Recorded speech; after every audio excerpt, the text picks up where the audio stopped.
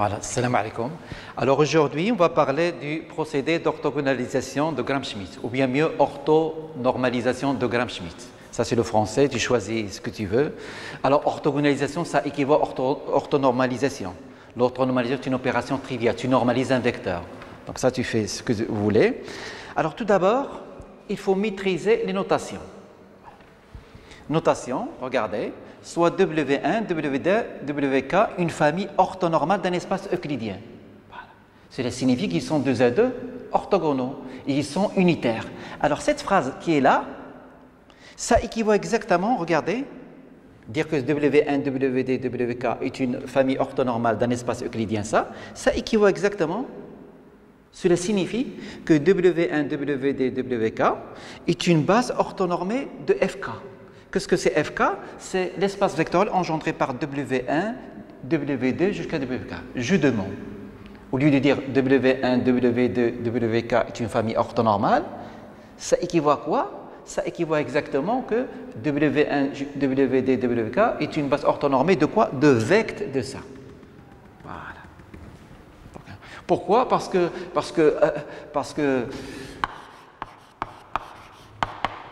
A est une base de vec de A est une base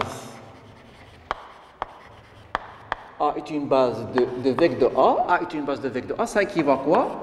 Ça équivaut à A est libre. Une partie A est une base de vec de A, le S2, ça équivaut à quoi? A est libre. Or, une famille orthonormale est libre, et en particulier est libre. Donc, c'est un jeu de mots. Alors maintenant, je vais rappeler qu'est-ce que c'est la projection sur un sous-espace vectoriel. Ça, c'est les autres vidéos, d'accord? Donc, tu récites. Donc, j'ai W1, W2, WK est une base de FK, une base orthonormée de FK. Alors, d'après les autres vidéos, tu as la formule Hilbertien comme ça. Qu'est-ce que c'est la projection orthogonale sur FK? C'est l'endomorphisme de E dans E, qui est XU associé quoi? Regardez la formule XWII. XWII. XWII. Donc il faut la retenir. XWII, XWI, XWI. Ça, c'est la projection orthogonale sur FK. Alors la projection orthogonale sur FK, je la note tout simplement P indice K pour ne pas alourdir. D'accord? Pour ne pas trop alourdir, P indice FK, je la note tout simplement P indice K. Et qu'est-ce que c'est cette projection orthogonale qui est X associé quoi? XWI, WI. Donc il faut retenir. Donc quand je cherche le projeté orthogonal de X, je fais X et WI, WI. Alors maintenant, c'est général. La somme de la projection orthogonale sur ça et l'orthogonale, c'est égal à l'identité. Ça, c'est général. C'est général, ça n'a rien à voir. Général. Alors, donc, je peux déduire la projection orthogonale sur l'orthogonale de FK. C'est égal à quoi? Dx, projection orthogonale sur la projection orthogonale sur l'orthogonale de FK, ça vaut combien? Ça vaut X moins PK de X.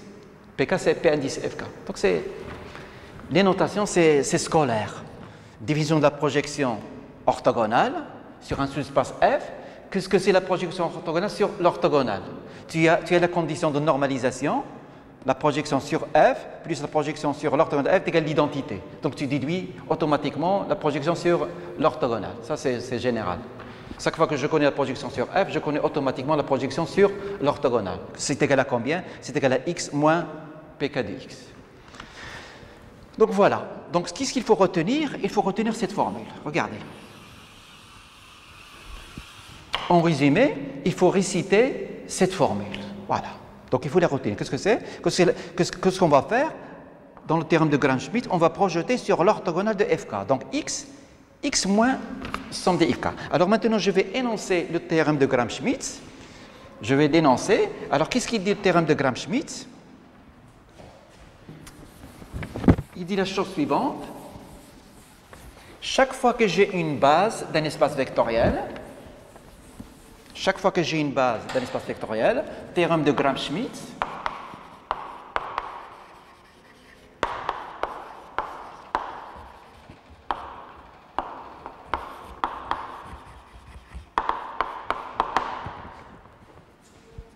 chaque fois que j'ai une base de l'espace euclidien,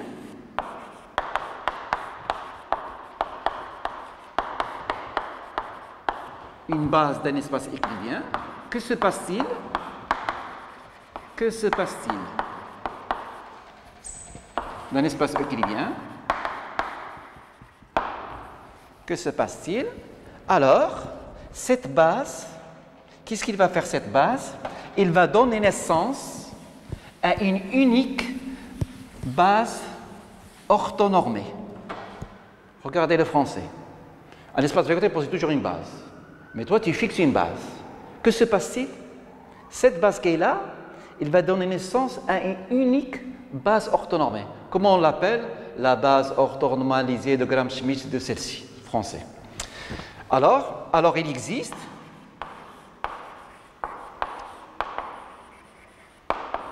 une unique base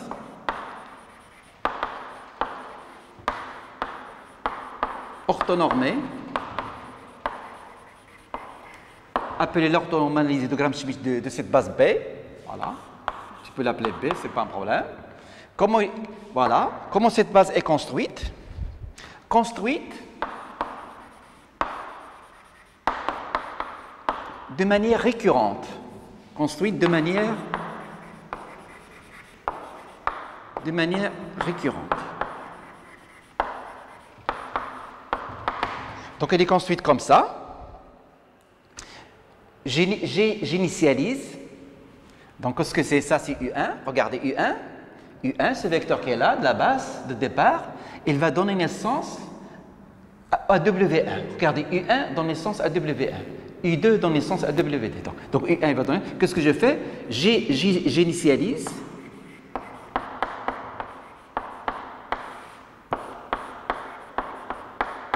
Toujours le départ, j'initialise. Donc j'initialise par un vecteur unitaire. Voilà. Qu'est-ce que je fais? Alors maintenant, qu'est-ce que je cherche? Je cherche à construire W2. Donc il existe une base orthonormée. Donc on va l'appeler cette base orthonormée W1, W2, Wn. Voilà. Donc une base de l'espace euclidien, il va donner naissance à une base orthonormée W1. Alors comment W1, W2, Wn est construite? Pour le premier, qu'est-ce que je fais? J'initialise. Donc initialisation. Alors qu'est-ce que je fais? Maintenant, j'utilise la formule de ça. Alors qu'est-ce que je fais? Je projette U1, je projette U2. Donc V2 c'est quoi? Je fais un calcul intermédiaire. V2 c'est U2 moins P1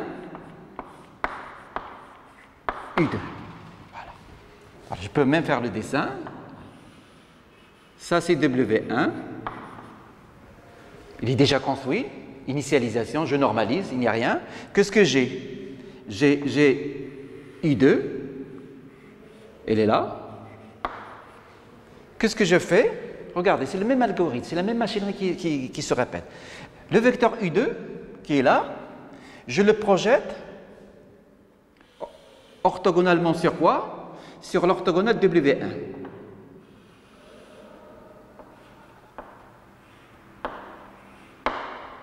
Donc quand je le projette orthogonalement sur l'orthogonale de W1, il donne ce vecteur-là. U2 moins P1, U2. Et c'est terminé. Maintenant, il faut écrire qu'est-ce que c'est P1, U2.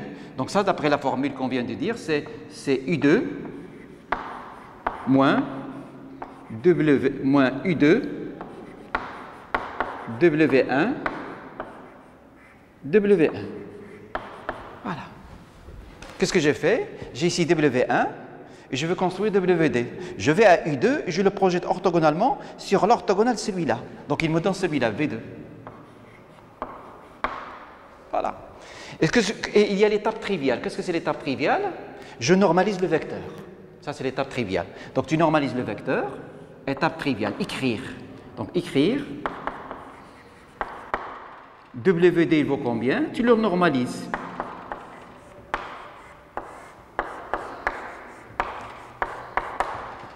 Voilà. Qu'est-ce que tu as fait? Tu as construit W1, W2. Alors, maintenant, tu veux construire W3. Alors, tu itères. Tu itères, qu'est-ce que tu fais?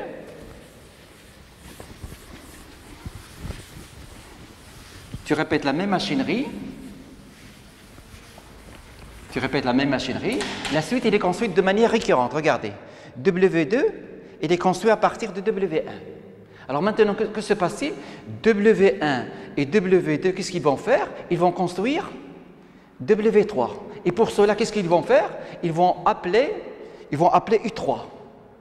Moi, W1 et W2, qu'est-ce que je vais faire? Je vais appeler U3 et je vais construire, je vais construire quoi? Je vais construire W3. On dit que la suite est construite de manière récurrente, comme un virus. W1 est construite. W2 est construite à partir de W1. Maintenant, W1 et W2, ils vont utiliser U3, ils vont construire W3, et ainsi de suite. C'est comme un train, c'est comme une bande. Alors, où je suis, donc V3. Qu'est-ce que c'est V3? Donc V3, c'est U3 moins P2. Qu'est-ce que je fais? Je projette toujours sur les précédents. Regardez, je projette sur les précédents qui sont déjà construits. Quels sont les précédents qui sont déjà construits? C'est W1 et W2. Regardez la machinerie. D'accord? Voilà. Alors, je projette. Donc, ça fait quoi? Ça fait U3 moins U3 W1 moins U3 W2. Ici, il y a W1, W2. Voilà. Ici, je récite la formule de l'introduction. D'accord? Voilà. Ici, tu as W1. Voilà. Tu as W2 qui est orthogonal. Voilà. Et tu as U3. Il est là. Qu'est-ce que tu fais? Tu projettes sur l'orthogonale de tout cela. Tu projettes sur l'orthogonale de tout cela.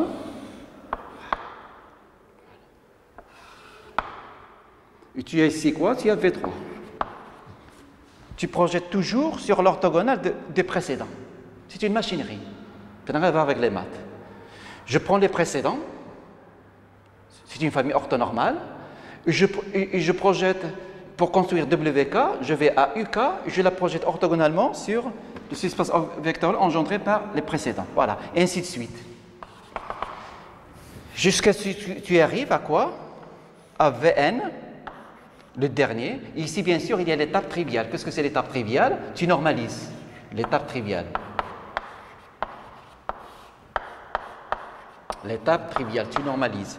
Jusqu'à la fin, Vn, qu'est-ce que tu fais? Vn, c'est Un moins Pn moins 1 Un. Regarde, ici tu projettes sur les précédents et tu écris ta formule. Donc c'est Un moins, tu projettes, donc ça fait Un W1 moins Un W2, etc. etc. jusqu'à le dernier, moins UN, WN moins 1. Voilà. Donc c'est toute une formule qu'on répète. On répète la même chose, on répète la même chose. Voilà. En plus, une telle base est unique grâce à la condition, quel que soit K appartenant à N, qu'est-ce que j'ai? J'ai vect. Donc il y a cette condition qui fait que c'est unique.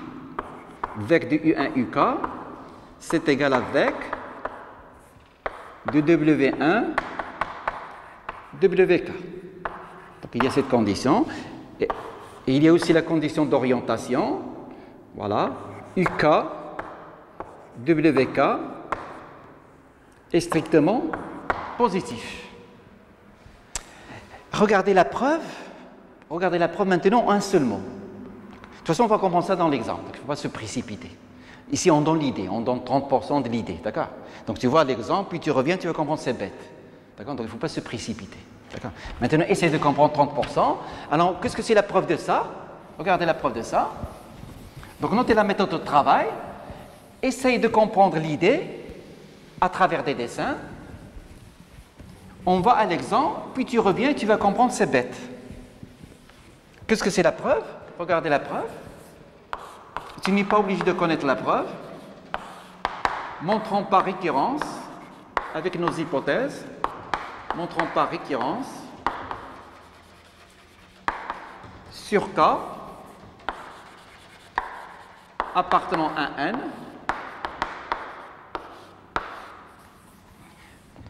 que l'on sait construire, l'on sait extruire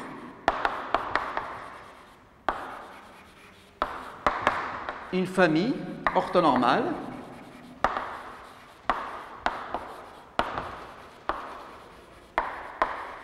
W1, W2, WK. Donc c'est l'existence. Voilà. Ça c'est l'existence. Si ça c'est vrai, tu fais petit k égale à n et c'est acquis. D'accord? Alors maintenant, qu'est-ce qu'on fait? Par récurrence.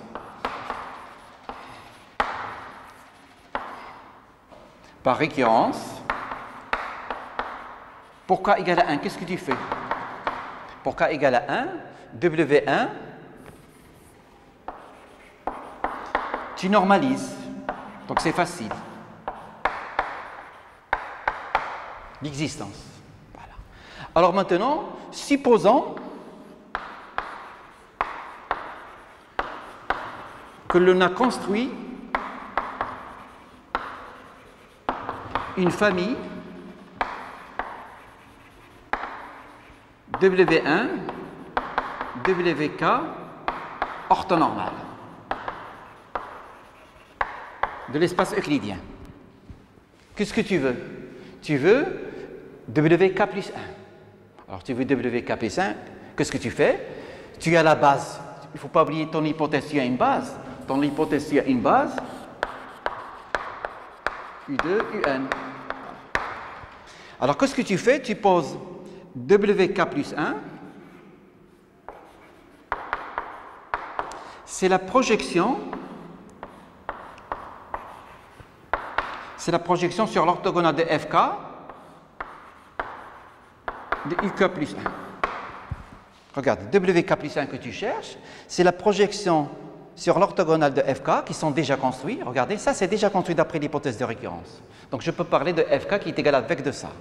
Qu'est-ce que tu fais? Tu projettes sur l'orthogonale. Tu projettes sur l'orthogonale. Donc il est évident que celui-là, d'accord, tu projettes sur l'orthogonale, que celui-là, il appartient à quoi? Celui-là, il appartient à l'orthogonale de FK.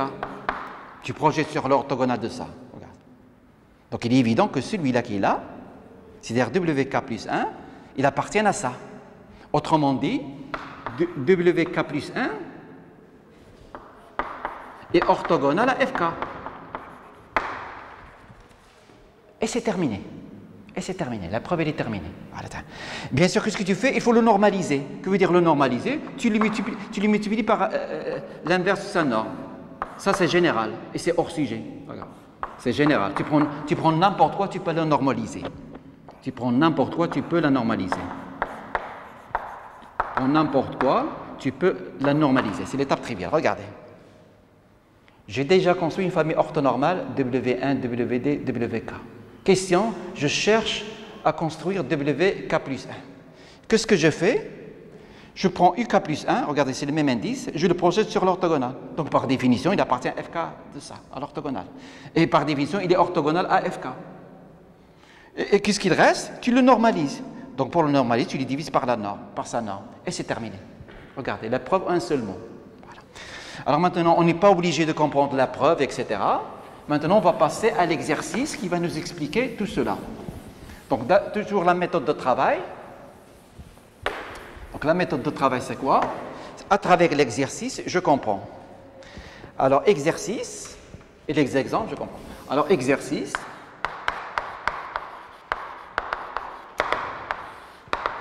Alors, justifier la relation.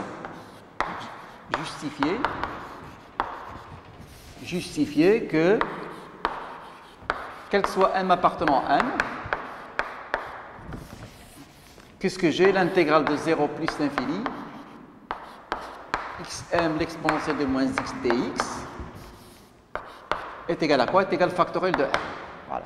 Donc tu fais une intégration par partie. Voilà.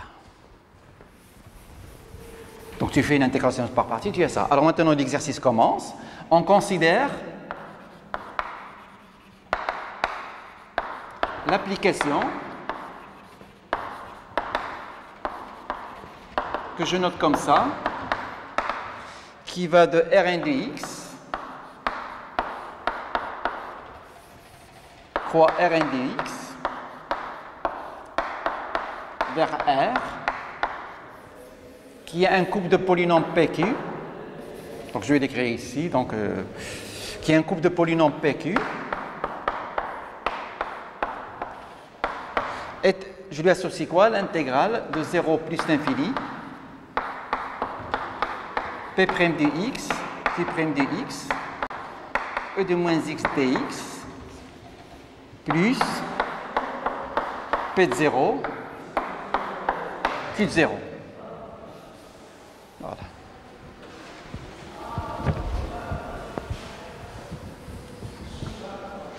Alors, montrer que Rn de x est un espace euclidien. Donc, vous justifiez ça. Est un espace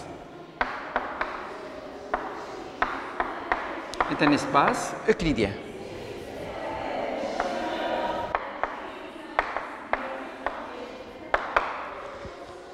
Deuxième chose, déterminer la base orthonormalisée de la base canonique. Déterminer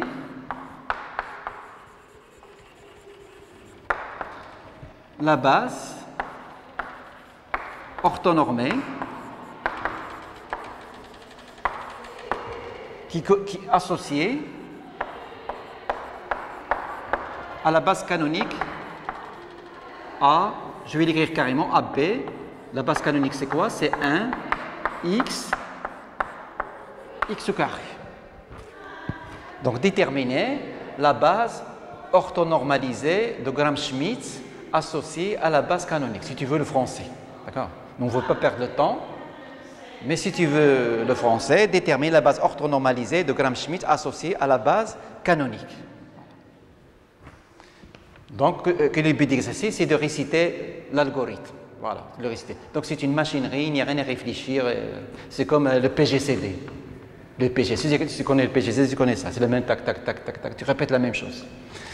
Alors, tout d'abord, cette application est bien définie. On l'a vu plusieurs fois, d'accord? Nous avions utilisé le critère de Riemann. Donc, cette application est bien définie.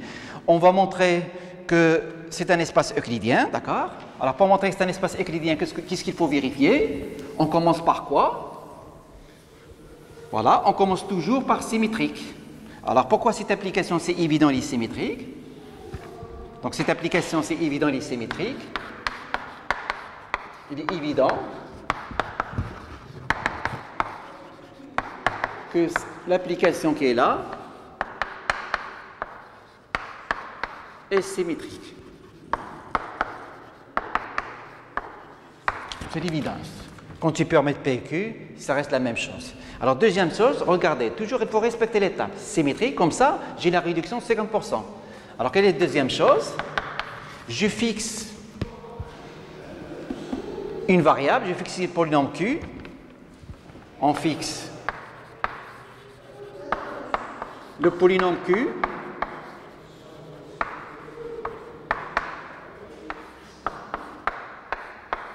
voilà. Quand tu fixes le polynôme Q, tu constates, d'accord, tu fais varier le P, tu constates que tu as l'application delta P, que j'appelle delta Q, pardon, qui va de Rn de x vers R, qui a un polynôme P, je lui associe quoi? L'intégrale de 0 plus l'infini, P' de x, Q' de x, l'exponentielle de moins x dx, plus P de 0, Q de 0. Que veut dire je fixe Q? Que veut dire je fixe Q? Regarde, c'est P qui est varié. J'ai cette application partielle. Donc P qui est varié veut dire que ça c'est constant. Ce qu'il y a là, regarde ce qu'il y a là, c'est constant. C'est une fonction constante qui ne bouge pas. Donc l'application qui a P associe l'intégrale de ça. D'accord? Ici, il y a la dérivée. Comme la dérivée est linéaire, comme l'intégration est une opération linéaire, l'application qui a P associe ça est une forme linéaire. Voilà. Donc cette application de départ qui est là est la somme de deux formes linéaires, celle-ci et celle-ci. Alors, la deuxième, c'est quoi? C'est l'application qui a P associe P de 0, Q de 0. Q est fixé. Que veut dire Q est fixé? Ça, Q de 0, c'est un nombre. C'est un certain alpha. Donc, c'est l'application qui a P associe alpha P de 0. C'est évident, c'est une forme linéaire. L'application qui a P associe alpha P de 0, c'est une forme linéaire. Donc, delta de Q est la somme de deux formes linéaires. Donc, c'est une forme linéaire. Maintenant, il reste à montrer qu'il est défini positif. Donc on va montrer qu'il est défini positif. Alors pour cela, je l'ai dit plusieurs fois, pour définir positif, tu as deux choses. Soit tu montres qu'il est positif, x est positif, et x égale à 0, ça implique que x égale à 0, c'est-à-dire défini, ou bien qu'est-ce que tu fais? Tu montres ça.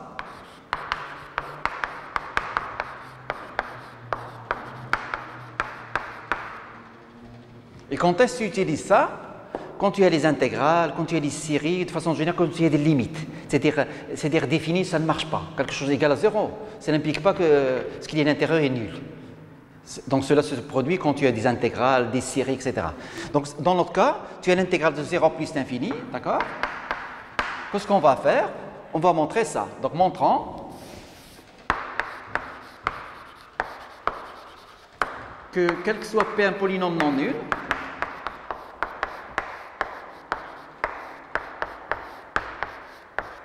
qu'est-ce que j'ai? J'ai PP est strictement... Regardez, c'est de la cuisine. La cuisine. Tu récites de la cuisine, montre ça, regarde ça. C'est-à-dire rien. Tu fais ça, tu fais ça, tu fais ça. C'est de la cuisine, donc il ne faut pas trop... Donc tu regardes la définition de PQ. C'est ça la définition de PQ. Alors qu'est-ce qu'on va faire?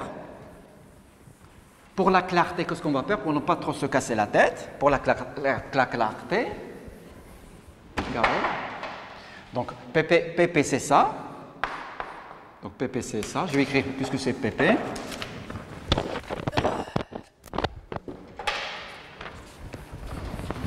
Donc, je vais écrire l'expression de PP.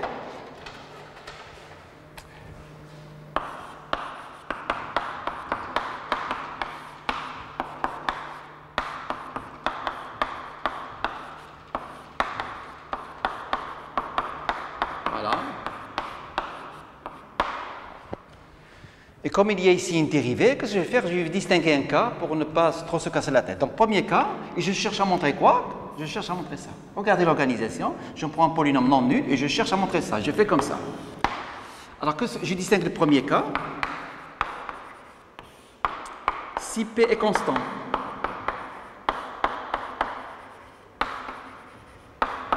qui veut dire P est constant, c'est-à-dire P' est égal à 0. Donc P' est égal à 0, qu'est-ce qu'il te reste? Ça. P, donc il te reste quoi? Tu as PP qui est égal à P de 0 au carré. D'accord? Mais P est un polynôme constant. Mais attention, l'hypothèse. P est un polynôme constant non nul. Donc P de 0, la constante, elle est non nulle. Donc ça, il est comment? Il est strictement positif. Voilà. Deuxième cas, regardez. Si P n'est pas constant, si P n'est pas un polynôme constant,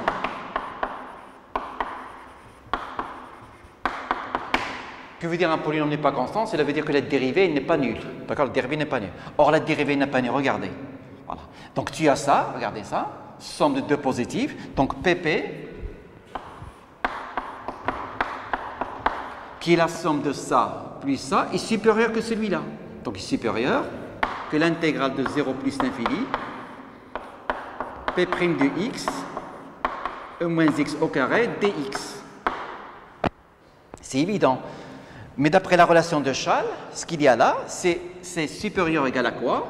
Car d'après la relation de Schall, l'intégrale de 0 à plus l'infini, c'est l'intégrale de 0 à 1 plus l'infini. Donc il est évident que ça, d'après la relation de Schall, est plus grand que l'intégrale de 0 à 1 P' de x au carré, l'exponentielle de moins x dx. Voilà, regardez, PP est supérieur ou égal à celui-là. Et ça, quel est le signe de celui-là? Tu as un carré, tu as une fonction qui est positive. Ça, c'est sûr que c'est positif. Ça, c'est toujours c'est positif. Mais est-ce que ça peut être égal à 0? Ça égal à 0 veut dire que P' égale à 0. Donc ça égale à 0. Ça équivaut à quoi? Ça équivaut à P' est égal à 0, ça équivaut à quoi? Ça équivaut à P est constant. Ce qui est absurde. Ce qui est absurde car P n'est pas constant. Donc ça, en fait, c'est un nombre strictement positif. Donc ça, ce qu'il y a là, est un nombre strictement positif. Donc ça est supérieur ou égal à ça, et c'est strictement positif. Donc nécessairement PP est strictement positif. Voilà. Donc Rn muni de ça est un espace euclidien. Voilà. Donc on a fait la cuisine très doucement. Regardez comment je procède. Je commence symétrie, la linéarité, et puis défini positif, je fais attention. S'il y a des limites, j'utilise cette forme. S'il n'y a pas de limite, je fais la forme classique. Je fais positif et défini. Alors maintenant, que se passe-t-il? Il faut que je détermine la base orthonormalisée de Gram-Schmidt associée à la base canonique de R2 de X. C'est-à-dire on prend n égale à 2. On prend n égale à 2. Qu'est-ce que c'est la base canonique? C'est ça. Regardez maintenant comment je fais la cuisine. Ce n'est pas des maths. La cuisine, tu la retiens. Donc B, c'est la base canonique. C'est U1 est égal à 1. U2 est égal à X. U3 est égal à X au carré. Et qu'est-ce que je cherche? Je cherche cette unique base orthonormalisée qui s'appelle de Gram-Schmidt. Voilà, c'est égal à ça. Donc je suis arrivé ici. Alors qu'est-ce que je fais? Regardez la cuisine. Il n'y a pas à réfléchir, il n'y a pas intelligent, il n'y a rien du tout. Je réfléchis. Donc c'est un organigramme qu'il faut écrire. Qu'est-ce que je fais? Je ferme les yeux, je normalise. L'initialisation, W1, voilà. C'est U1 sur la norme de U1. Voilà. Et tu calcules la norme de U1. Donc U1 c'est 1, polynôme constant 1. Qu'est-ce que c'est ça? Donc tu le calcules. Tu viens ici. Et tu fais P égale à 1, P égale à 1, la fonction constante qui vaut 1. Voilà. Donc ici ça fait combien? Le dérivé de 1 c'est 0. Qu'est-ce qu'il te reste? 1. Donc il te reste 1. Donc qu'est-ce que c'est W1? C'est le polynôme constant qui vaut 1. Et je l'encadre. Regardez. Maintenant, qu'est-ce que je cherche? Je cherche à construire W2. Pour construire W2, il y a une opération intermédiaire. Regarde, c'est un algorithme, c'est un organigramme. Je détermine V2. Qu'est-ce que c'est V2? V2, notez-le, je fais une étape intermédiaire V2. Pour V2, je vais à U2. D'accord? Pour V2, je vais à U2. Pour V3, je vais à U3. Pour V 2021, je vais à U 2021. Regardez, ça c'est U1, U2, U3. Pour construire V2, je vais à quoi? À U2. Pour construire V3, je vais à U3. Donc, qu'est-ce que je dis? V2, c'est U2 moins P1, U2. Qu'est-ce que c'est P1? P1, c'est la projection sur le sous-espace des précédents. Ici, W1. Voilà. Et qu'est-ce que c'est U2? U2, c'est X. Et je recopie. Donc, c'est X moins P1 de X. Donc c'est égal à combien? C'est égal à X. P1, je projette sur les précédents. Regardez. La base orthonormalisée de Gramsci est construite de manière récurrente. Donc ça fait combien? Ça fait X, voilà, 1 et 1. X c'est quoi? X c'est U2. Et ça c'est W1 et ça c'est W1. Regardez. C'est-à-dire c'est du sport. C'est du sport. Tu fais toujours ça moins ça, et je projette toujours sur les précédents, sur les orthonormalisés précédents. Je projette toujours sur les précédents. Voilà, donc c'est égal à ça. Donc il faut calculer ça. Produit scalaire x1, 1. Donc ça c'est W1, c'est W1. Toujours je projette sur le vecteur des vecteurs sur le vecteur engendré par les vecteurs par la famille orthonormale précédente. Alors je calcule x1. Qu'est-ce que c'est produit scalaire x1? Donc j'ouvre mes yeux, regarde, je suis là. Donc la définition de produit scalaire, je vais l'écrire. Je vais l'écrire la définition de produit scalaire. Donc c'est égal à ça.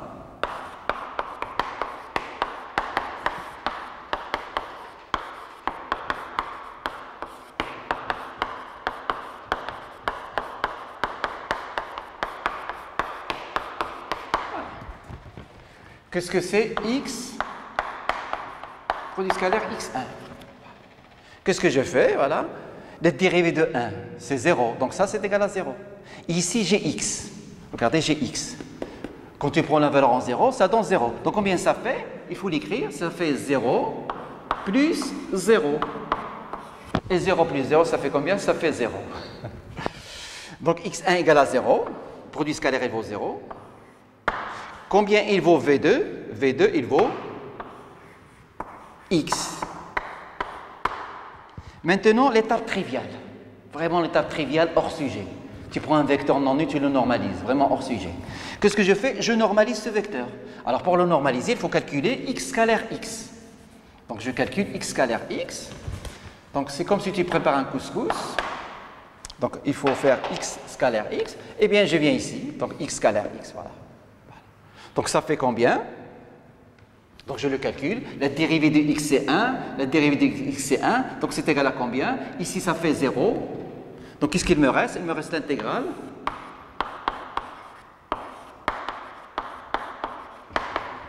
Et ça vaut combien? Il faut retenir la formule générale.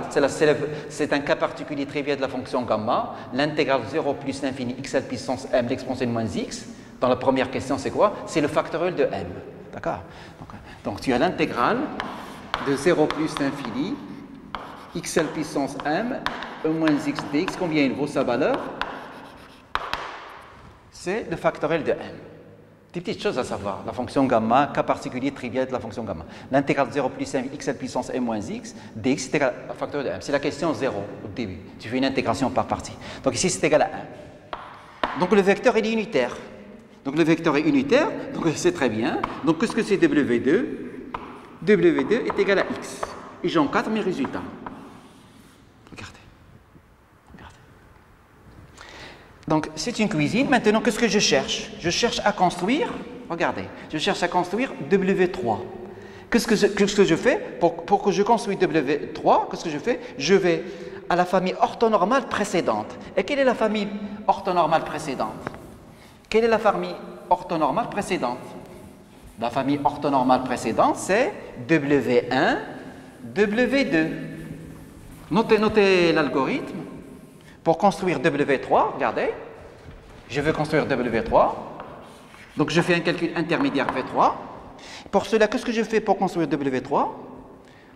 Je vais à la famille orthonormale précédente. Qu'est-ce que c'est la famille orthonormale précédente? C'est W1, W2. Voilà. Et qu'est-ce que je fais pour construire W3? Je vais à U3. Pour construire W4, je vais à U4. Donc je fais un calcul intermédiaire. V3, c'est quoi? C'est U3 moins P2, U3. Notez le phénomène. Donc je fais un calcul intermédiaire. L'autre étape, c'est trivial, tu normalises. Donc ce n'est pas la peine d'en parler. Donc tu construis ce vecteur V3. Comment tu fais? C'est U3 moins P2, U3. Donc tu utilises U3. Pour construire V3, tu utilises U3. Donc qu'est-ce que tu fais? Tu projettes. Qu'est-ce que c'est ça? Tu projettes sur l'orthogonale de l'espace vectoriel engendré par les précédents. Qu'est-ce que c'est les précédents? C'est W1, W2. C'est-à-dire tu prends ton stylo, tu sais expliquer toi-même. Chaque fois que j'ai W1, j'ai W2. Chaque fois que j'ai W1 et W2, comment je construis W3? Je vais à U3 et je le projette sur les précédents. C'est la même chanson qui se répète. Tu fais comme ça. Donc une fois que tu l'expliques à toi-même, tu vas trouver que c'est bête. Donc ça, qu'est-ce que je fais ici? Je projette U3 sur la famille orthonormale précédente. Qu'est-ce que c'est la famille orthonormale précédente? C'est W1, W2. Et je récite. Donc c'est égal à U3 moins U3 W1 moins U3 W2. Et je remplace. Donc c'est égal à x au carré moins x au carré 1. Donc ici il y a W1. Je fais ici 1 pour ne pas ça. Donc x au carré x et x. Voilà. Alors maintenant, tu fais tes calculs. Combien il vaut le produit scalaire x au carré 1? C'est la même chose, tu viens ici. Donc ça vaut combien? Tu fais ici p de x c'est x au carré, ici tu fais 1. La dérivée ici c'est nul, et là-bas ça fait nul. Donc ça fait 0 plus 0. Donc c'est un calcul. Donc ça fait égal à 0. Donc ici c'est égal à 0. Tu calcules x au carré, x, le produit scalaire. Donc ce que tu fais, tu dérives x au carré, c'est 2x. Et x, la dérivée de x c'est 1. Et ici c'est des 0. Donc combien c'est égal au résultat? c'est égal à 2, l'intégrale de 0 plus l'infini, x l'exponentielle de moins x dx, plus 0. Donc le résultat c'est quoi? C'est 2. Et c'est terminé. Donc combien il vaut V2? V3 c'est égal à quoi? C'est égal à x au carré moins 2x. Voilà. Qu'est-ce que je fais maintenant? L'étape triviale, je normalise. C'est hors sujet. Donc tu le normalises, tu calcules le produit scalaire V3. Et tu vas à la formule générale. Donc tu as x au carré, V3 c'est x au carré moins 2x. Alors quand tu dérives, ça fait combien? Ça fait l'intégrale de 0 plus l'infini.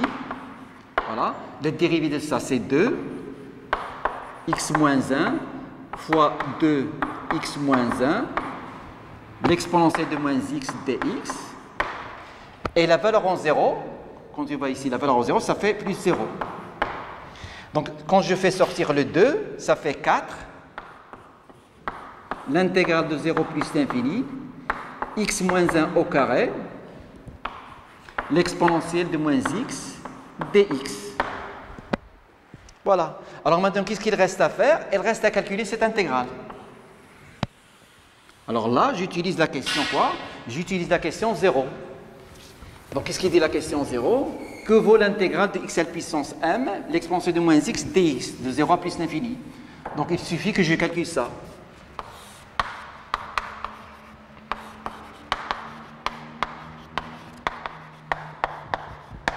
Donc, c'est égal à l'intégrale d'identité remarquable. Donc, ça fait l'intégrale de 0 plus l'infini, x au carré de moins x dx, moins de l'intégrale 0 plus l'infini, x l'exponentielle de moins x dx, plus l'intégrale 0 plus l'infini, l'exponentielle de moins x dx.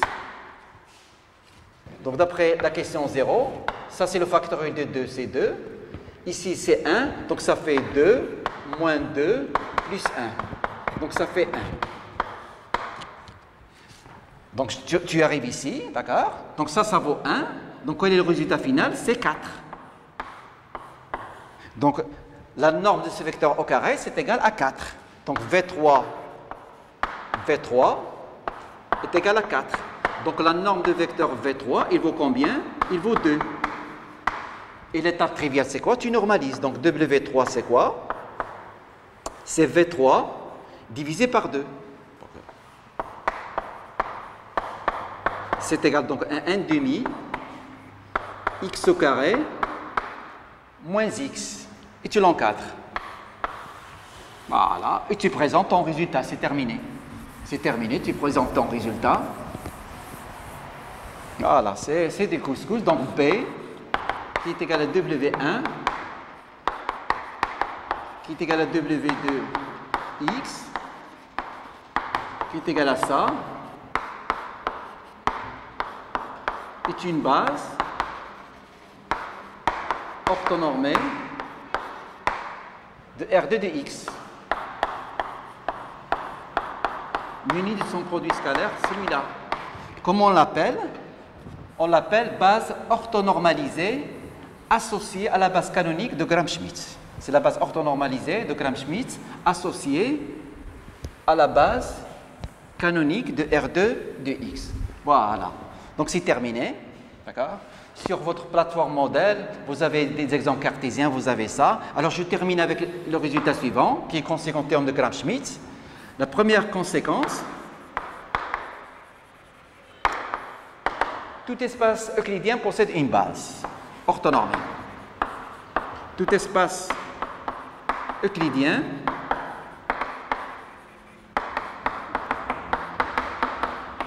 possède une base orthonormée. Et la preuve, c'est évident. Pourquoi? Parce que tout espace vectoriel possède une base. Donc, sa base orthonormalisée, c'est une base orthonormée. Donc, c'est évident. La deuxième, c'est le théorème de la base incomplète. Théorème de la base orthonormée incomplète.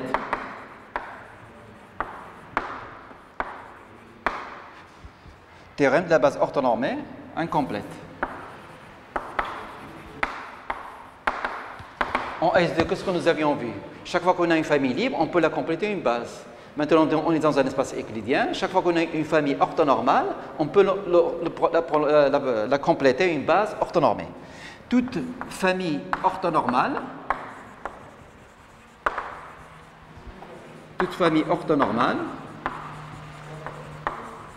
W1, WK peut être complétée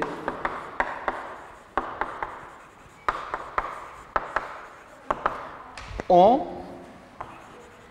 une base orthonormée de l'espace euclidien.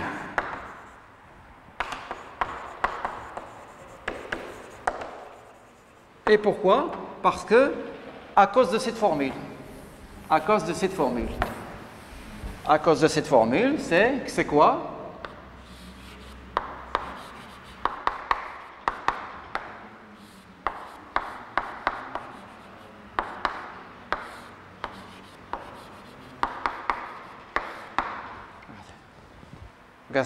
Comment on construit VK plus 1, c'est quoi? C'est tu projettes UK plus 1 sur l'orthogonale. Mais celle-ci, cette famille est déjà orthonormale.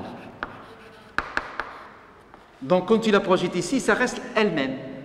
C'est-à-dire qu'il faut remarquer que dans l'organigramme de Gram-Schmidt, si tu as une famille qui est orthonormale, une base qui commence par une famille orthonormale, qu'est-ce qu'il fait? Le Gram-Schmidt, il la laisse fixe, à cause de la formule suivante. Voilà. C'est-à-dire que tu projettes sur l'orthogonale, comme elle est déjà orthogonale, ça reste la même. C'est-à-dire VK plus 1 est égal à WK plus 1. C'est-à-dire, pose-toi la question, comment on construit ça?